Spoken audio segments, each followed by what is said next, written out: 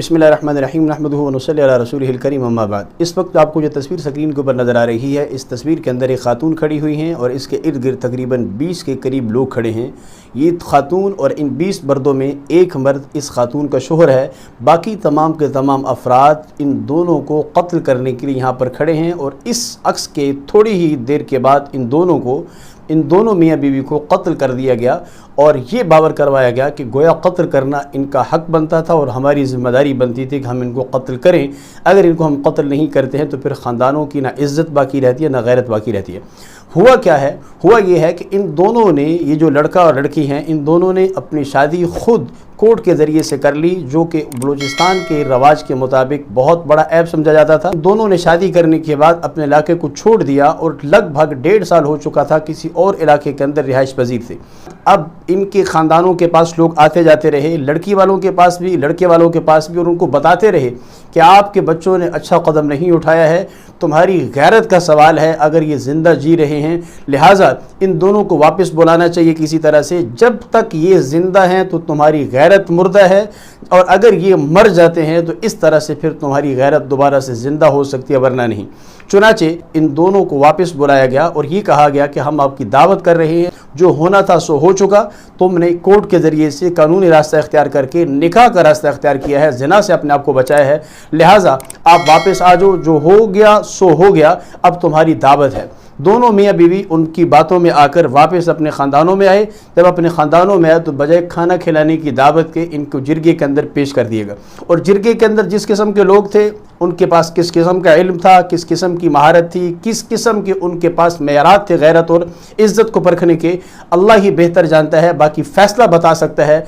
कि किस किस्म की जहालत वहाँ पर छाई हुई थी। जिरगे के अंदर जब इन्हें पेश किया गया तो जिरगे ने फ़ैसला कर दिया कि इन दोनों मियाँ बीवी को कहीं दूर पहाड़ों के करीब ले जाकर वहाँ इन दोनों को कत्ल कर दिया जाए। इस तरह से हमारे ख़ानदानों की गैरत बाकी बच सकती है, अदरवाइज़ हमारी गैरत का जनाजा इन्होंने निकाल दिया। चुनाचे ये जो तस्वीर आपको नज़र आ रही है, थोड़ी ही देर के बाद इसको और इसके शोहर को किस तरह से कत्ल कर दिया गया, वो वीडियो भी आप मुलाहजा कर सकते हैं। अब यहाँ पर 2 चीज़ें डिस्कस करने की हैं। पहली चीज़ ये है कि क्या औरत कोर्ट का रास्ता इख्तियार कर ले तो ये ऐब है या नहीं है। दूसरे नंबर पर अगर कोर्ट का रास्ता इख्तियार कर लेती है और अपने माँ बाप की मर्ज़ी के बग़ैर कहीं शादी कर लेती है तो इस जुर्म की सज़ा आखिर होनी क्या चाहिए ताकि रोकथाम भी हो सके। तो इसमें सबसे पहली चीज़, अगर हम देखें कि कोर्ट की तरफ लड़की जा सकती है कि नहीं जा सकती, तो इस सवाल से पहले एक बात ज़रूरी है, वो ये कि ये देखा जाएगा कि वो लड़की जहाँ पर रिहाइश पजीर है उस इलाके का माहौल किस किस्म का है कि लड़कियों को अपनी बात अपने माँ बाप तक पहुँचाने के लिए, अपने भाइयों तक पहुँचाने के लिए या अपनी शादी के हवाले से बातचीत करने में किस दर्जे में उनको आज़ादी हासिल है, किस दर्जे में अपनी राय का इजहार कर सकती हैं, किस दर्जे के अंदर अपने पसंद और नापसंद के बारे में अपने वालिदैन को कह सकती हैं। लिहाजा अगर कुछ ऐसे इलाके हैं कि जहाँ पर बेटी अपनी माँ को बात पहुँचा सकती है और उसकी माँ फिर अपने बेटे को या अपने खामिद को कहकर उसकी पसंद के मुताबिक कोई डिसीजन ले सकते हैं, तो वहाँ पर तो ख़वातीन को, लड़कियों को कोर्ट का रास्ता इख्तियार करने के बजाय इस मुनासिब तरीके से अपने माँ बाप को कहना चाहिए और माँ बाप अपने तौर पर देखते हुए कि लड़का और लड़की इनकी क्या क्या रुझानात हैं उसके मुताबिक अगर फ़ैसला कर दें तो शरई तौर पर भी इसमें कोई मसला नहीं है और क़ानूनी तौर पर भी इसके कोई मसला नहीं है, बल्कि लड़के और लड़की को इस दर्जे में हक़ देना भी चाहिए कि अगर वो किसी मुनासिब रिश्ते के बारे में अपने रुझानात का इजहार कर देते हैं तो उन रुझानात को सुनना भी चाहिए और उसके मुताबिक गामज़न भी होना चाहिए। लेकिन कुछ ऐसे इलाके हैं कि जहाँ पर लड़की अपनी ज़ुबान से अपने निकाह के बारे में या शादी के बारे में एक दर्जा बात भी नहीं कर सकती है, हत्ता कि उसके ख़ानदान के जो बड़े हैं, उसके ख़ानदान के जो बाप के अलावा भी लोग हैं, उसके ताया हैं, उसके चचा हैं, उन लोगों को भी हक हासिल होता है कि वो अपनी मर्ज़ी से चाहे जिस किस्म के चाहे मर्द के साथ शादी करना चाहें तो वो शादी कर सकते हैं और लड़की को ये गुंजाइश नहीं होती कि वो आगे ज़ुबान से ये कह सके कि मैं यहाँ पर शादी नहीं कर सकती। अगर वो ये ज़ुबान से कह दे तो उसको वहीं पर वही कुछ देखना पड़ सकता है जो इस वीडियो के अंदर आपने मुलाजा किया है। लिहाजा हमारे कुछ बलोच दोस्त हैं और कुछ कबायली दोस्त हैं, उन्होंने हमें बताया कि कुछ इस किस्म की रस्में आज हमारे ख़ानदानों के अंदर आ चुकी हैं, जबकि पुराने कबाइल के अंदर ये बात बावर थी कि वो औरत को इज्जत दिया करते थे, हत्ता कि किसी दुश्मन की बेटी या बीवी بیوی یا بہن بھی ان کے خاندان میں کسی طرح غلطی سے پہنچ جاتی تھی، پورا خاندان اس کی خدمت کے لیے کھڑا ہو جاتا تھا اور اس بات کو یقینی بناتے تھے کہ کسی قسم کا نقصان اس خاتون کو پہنچے گا تو ہمارے خاندان کے اوپر کالک ملی جائے گی، ہمارے خاندان کی غیرت کا سوال بن جائے گا۔ اس وجہ سے دشمن کی بیٹیوں کو بھی پورا تحفظ دیا جاتا تھا۔ یہ پرانے قبائلی اور بلوچی رواج ہیں، لیکن آج کل کیا ہو رہا ہے؟ آج کل وہاں پر اس انداز میں بچیوں کے ساتھ معاملات ہو رہے ہیں کہ ایک باپ اپنی شادی کرنے کے لیے اپنی بیٹی کا نکاح کسی ایسے شخص سے کر دیتا ہے کہ جو شخص اس باپ کی عمر کا ہے یا اس سے بھی بڑی عمر کا ہے، اور اس کے بدلے میں وہ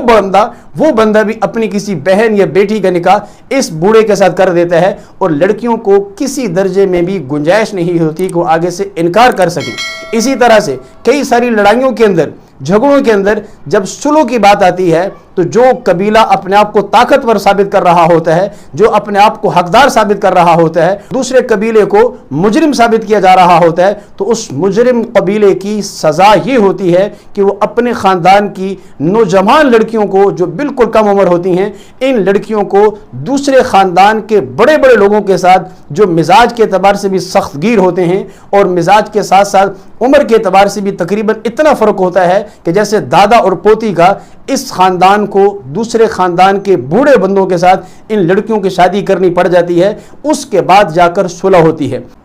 اور کئی سارے نام ہیں، وانی، سوری، بودوبی، کہ جس کے اندر صرف لڑکیوں کو وہاں ان دوسرے لوگوں کے سامنے پیش کر کے ان کے نکاح میں دے کر یا کسی طرح سے بھی جرمانے اور ہرجانے میں ادا کر کے خاندانوں کو آپس میں جوڑنے کی کوشش کی جاتی ہے۔ اس قسم کے پس منظر کے اندر اگر کوئی عورت رہ رہی ہو جس کو حق ہی حاصل نہیں ہے کہ وہ اپنی پسند کا اظہار کر سکے، یا اس کے خلاف یا اس کے ساتھ کسی ایسے شخص کو جوڑا جائے کہ جو اس کے باپ اور دادا کی عمر سے بھی زیادہ ہو اور اس کی ایک درجے کی دلچسپی بھی اس کے ساتھ نہ ہو، تو پھر بھی اس عورت کو انکار کرنے کی گنجائش نہیں ہوتی۔ اس قسم کے معاشرے کے اندر جب عورتیں رہ رہی ہوتی ہیں تو اس معاشرے کے اندر اگر کوئی عورت وہ یہ ایک ڈیسیجن لے لیتی ہے کہ میں عدالت کے ذریعے سے جا کر اپنے نکاح کا خود انتظام کرتی ہوں، تو شاید اس عورت کو اس طرح سے عدالت میں جانا یہ کوئی عیب نہیں ہے، بلکہ اس لڑکی کو یوں اپنے دشمنوں کو پیش کر دینا، جبکہ وہ دشمن پھر اس کو دشمن بنا کے بھی رکھتے ہیں،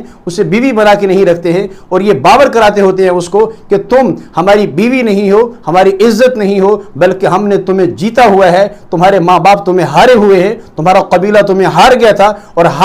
اس ہار کے نتیجے میں تم ہمیں ملی ہو۔ جب اس قسم کی عورتوں کو زندگی گزارتی ہو نظر آ رہی ہو اور اس وقت وہ اس راستے کو چھوڑ کے اگر عدالت کی طرف جا کر اپنے لیے اگر کسی مناسب رشتے کا انتظام کر لیتی ہیں، تو اس پس منظر کے اندر یہ قدم اٹھانا کوئی جرم نہیں ہے، کوئی عیب نہیں ہے، بلکہ عیب وہ ہے جو عورتوں کے ساتھ ان قبیلوں کے اندر پیش ہوا جا رہا ہے۔ نہ ان کی وراثتوں میں حق ہیں، نہ ان کو کسی اور طرح کے حقوق دیے جاتے ہیں، بلکہ اپنے تمام جھگڑوں کے لیے بطور سامان اور آلے کے جو چیز استعمال ہوتی ہے وہ عورت ہے۔ تو اس قبیلے کے اندر، اس خاندان کے اندر، اس رسم و رواج کے اندر اگر کوئی عورت کورٹ کی طرف چلی جاتی ہے تو اس کو کورٹ کی طرف جانے کی بہرحال گنجائش اور اجازت ہونی چاہیے۔ اگلی بات، کیا کسی کو یوں قتل کیا جا سکتا ہے